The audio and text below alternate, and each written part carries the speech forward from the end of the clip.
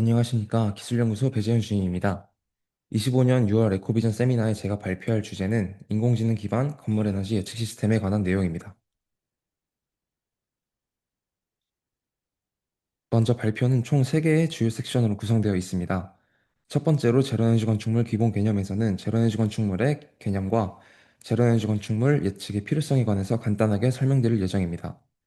다음으로 제로에너지 건축물 AI 예측 시스템 섹션에서는 제로에너지 건축물 AI 예측 시스템 소개와 예측 진행 방법에 대해 이야기하겠습니다. 마지막으로 건축물 입력 변수별 연관성에서는 입력 변수별 오차율 및 연관성 분석과 추후 방향성 및 기대 효과에 대해 말씀드리고 발표를 마무리하겠습니다. 이 목차를 통해 오늘 발표의 큰 그림을 이해하시고 각 섹션에서 어떤 내용을 기대할 수 있을지 미리 보실 수 있으실 겁니다. 그럼 이제 첫 번째 주제인 제로에너지 건축물 기본 개념으로 넘어가 보겠습니다. 제로에너지 건축물에 관련한 내용은 간단하게 말씀드리고 넘어가겠습니다. 제로에너지 건축물은 건축물에 필요한 에너지 부하를 최소화하고 신재생 에너지를 활용하여 에너지 소요량을 최소화하는 녹색 건축물을 말합니다. 제로에너지 건축물에는 총 6개의 등급이 나뉘어져 있으며 5등급은 자립률이 20%에서 40%, 4등급은 40에서 60, 3등급은 60에서 80, 2등급은 80에서 100, 1등급은 100% 이상의 건축물을 말합니다. 더하여 120% 이상의 자립률을 가진 건축물에는 플러스 등급이 됩니다. 현재 제로에너지 건축물 의무화 기준은 공공건물이 500제곱센티미터 이상, 민간 건축물은 1000제곱미터 이상인 건축물들이 의무화 대상입니다. 다음은 제로에너지 건축물 예측 필요성에 대해 말씀드리겠습니다. 아래 그림은 제로에너지 건축물 의무화 로드맵입니다.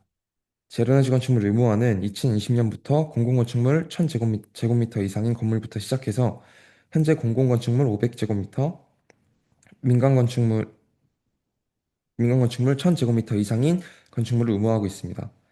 이후 최종적으로 2050년에는 전 건물이 의무화 대상이 되는 것을 목표로 하고 있습니다.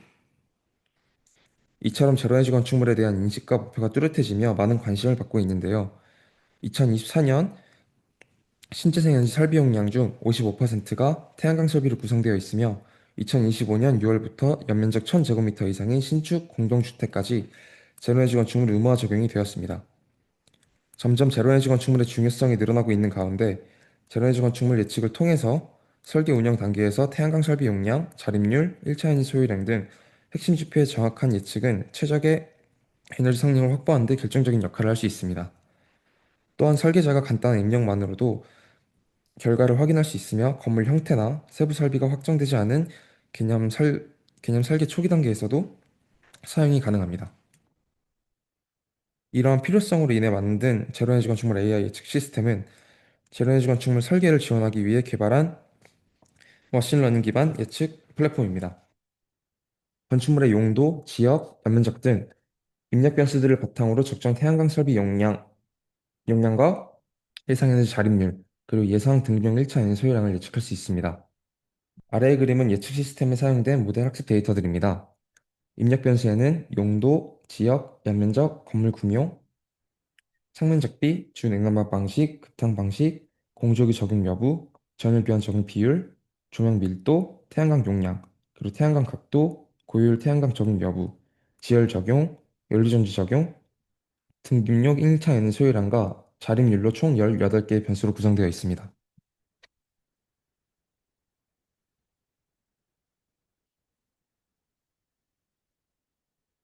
용도에서는 총 26개의 용도, 건물 용도가 구성되어 있고, 지역에는 강원, 경기, 경남을 비롯해 17개, 난방 방식은 보일러, 시어리트 펌프, 전기 보일러 등 7개, 그리고 냉방 방식도 냉동기, 보일러 등 6개로 구성되어 있고, 급탕 방식은 보일러, 전기 보일러, 지역 난방, 히트 펌프 총 4개로 구성되어 있습니다.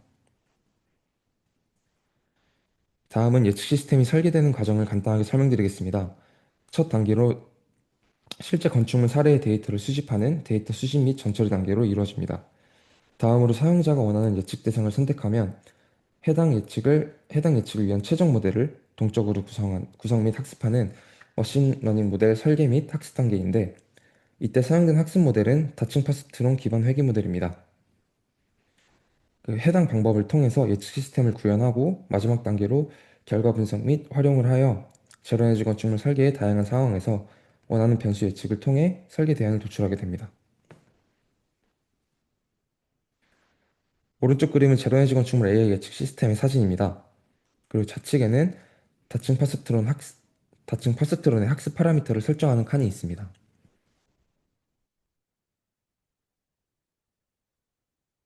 다음은 앞서 보여드렸던 제로에너지 건축 AI 예측 시스템을 통해 태양광 용량, 등용 1차인 소유량, 그리고 자립률의 값을 예측하여 오차율을 나타낸 그래프입니다. 위의 값들은 용도, 지역, 연면적, 천면적 비, 주냉난방 방식, 급탕 방식, 공조기 적용 여부, 전열 교환 비율, 조명 밀도, 신재생 적용 여부의 변수를 입력한 후 예측한 값들입니다. 그래프를 보시면 등용 1차인 소유량과 자립률의 오차율은 20% 내외로 분포되어 있는 반면에 태양광 용량의 오차율은 40에서 80% 주로 분포되어 있는 것을 확인할 수 있습니다. 위의 그래프는 태양광 예측값의 오차율이 자립률과 일자인 소유량에 비해서 높은 이유를 파악하기 위해서 입력 변수를 세분화한 후에 태양광 용량 예측을 한 그래프입니다. 기본값에는 건물의 면적, 용도, 지역이 포함되어 있으며 창 면적비, 주냉난방 급탕, 그리고 공조기, 신재생 에너지, 1차 에너지 소유량, 자립률을 변수로 두어 진행을 하였습니다. 하지만 입력 변수들을 세분화하여서 조합한 후에 예측한 태양광 용량 값에서도 특정 입력 변수의 영향력이 크지 않으며 모든 변수에 걸쳐서 예측 오차율이 40에서 50% 사이에 분포하는 것을 확인할 수 있었습니다. 이런 결과에 대한 원인 예측 내용은 우선 자립률과 1차인 소유량의 입력 변수별 예측값을 보여드린 후에 말씀드리도록 하겠습니다.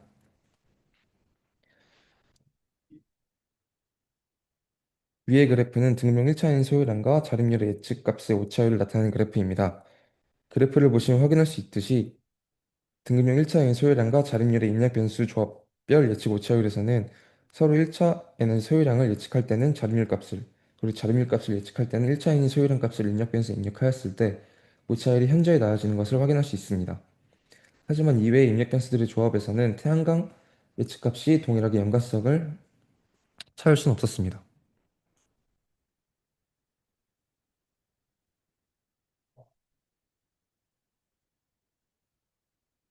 이런 결과가 나온 이유에 대한 원인을 추론해 보았을 때 1차인 소유량이 크면 자립률은 작아지고 1차인 소유량이 작으면 자립률이 커지는 정비례적 관계를 가지고 있으며 등급형 1차인 소유량과 자립률은 수식적으로 직접 연결된 변수이기 때문에 서로의 값을 입력 변수로 사용할 경우에 머신러닝 모델의 목표값을 정확도 높게 예측할 수 있는 걸로 판단했습니다.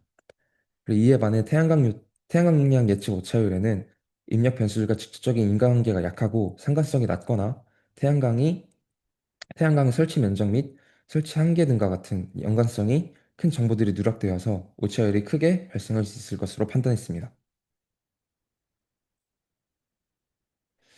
앞서 언급한 내용들은 태양광 용량 예측의 오차율이 자립률 및 1차인 소유량 예측 오차율에 비해 상대적으로 높은 이유를 분석한 것입니다. 그러나 이러한 예측 오차율을 전반적으로 개선하기 위해 보다 근본적인 해결책에는 학습에 사용되는 케이스의 추가라고 판단됩니다.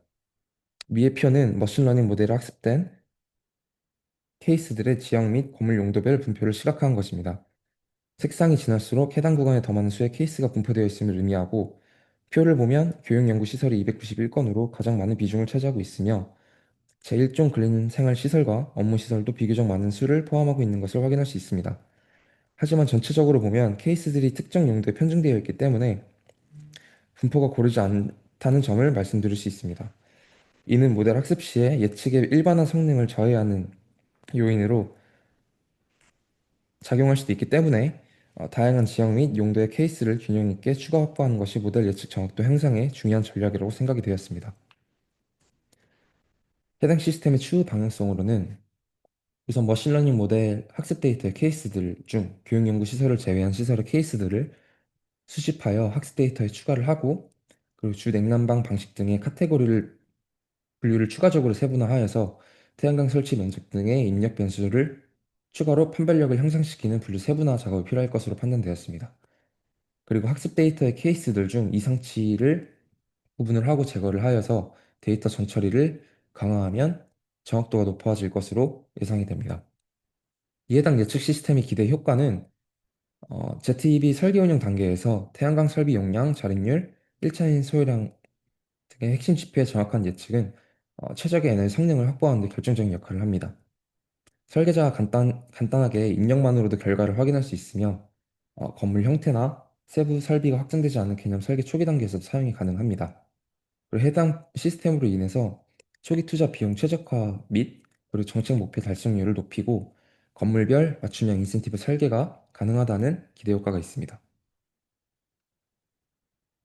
이상으로 발표를 마치겠습니다. 감사합니다.